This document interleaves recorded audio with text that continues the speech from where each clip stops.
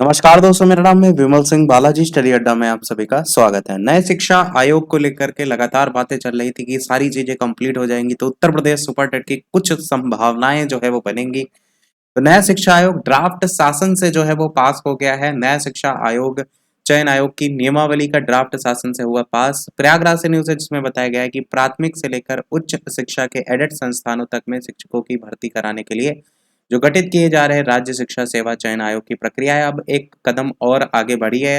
नए आयोग की अधिसूचना 17 अगस्त 2023 को राज्यपाल के द्वारा अनुमति प्रदान किए जाने के बाद इसका प्रकाशन किया गया था और इसके बाद समिति ने नियमावली का ड्राफ्ट जो है वो तैयार किया था जिसे शासन से मंजूरी मिल गई है। ये आपको मीटिंग में देखने को मिला था, उसी को लेकर बात किया गया। अब इसे कैबिनेट में पेश किया जाएगा जहां से मंजूरी के बाद आयोग के गठन की प्रक्रिया पूरी की जाएगी।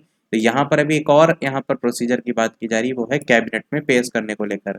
मुख्यमंत्री योगी आदित्यनाथ ने प्रदेश में प्राथमिक माध्यमिक उच्च शिक्षण जो एडेड संस्थान है और तकनीकी शिक्षण संस्थान है उसमें शिक्षकों की भर्ती के लिए अलग अलग भर्ती जो व्यवस्था है उसको खत्म कर नया आयोग गठित करने का निर्देश जनवरी 2023 में दिया था। उत्तर प्रदेश शिक्षक पात्रता जो परीक्षा है यूपी टेट उसका दायित्व उत्तर प्रदेश परीक्षा नियामक प्राधिकारी पीएनपी से हटा करके इसी आयोग को जो है वो दे दिया गया था। मुख्यमंत्री की इस घोषणा के बाद से प्राथमिक से लेकर उच्च एडेड शिक्षण संस्थानों तक में शिक्षकों की भर्ती जो परीक्षा है वो कराने वाली पीएनपी, उत्तर प्रदेश माध्यमिक शिक्षा सेवा चयन बोर्ड और उच्चतर शिक्षा सेवा चयन आयोग में जो चयन प्रक्रिया है वो पूरी तरीके से ठप है।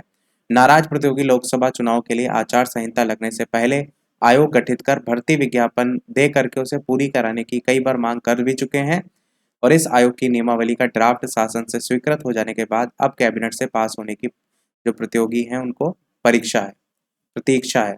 यहाँ पर एक चीज देखेंगे तो बात क्या की जा रही है, चुनाव के लिए आचार संहिता लग जाना। ये लग गया तो मान लीजिए फिर कोई भर्ती नहीं आनी है, ये तो एकदम कन्फर्म है।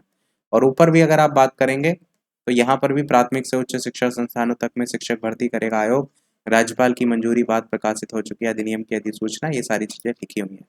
जिस प्रकार से स्थिति बन रही है कि अभी कैबिनेट से और प्रस्तावित होना बाकी है, उससे ये तो क्लियर हो रहा है कि सुपर टेट की भर्ती जो है वो इस साल भी नहीं आनी है। क्योंकि आपने बिहार में देखा क्या हुआ, उन्होंने नोटिफिकेशन एकदम टाइम पे निकाल दिया, एक भर्ती भी समाप्त नहीं थी और अगली भर्ती का नोटिफिकेशन निकाल दिया। क्यों? क्योंकि उन्होंने क्लियर तरीके से मेंशन किया था कि अगर आचार संहिता लग जाती है तो फिर निकालने का कोई फिर उनके पास ऑप्शन नहीं बचेगा।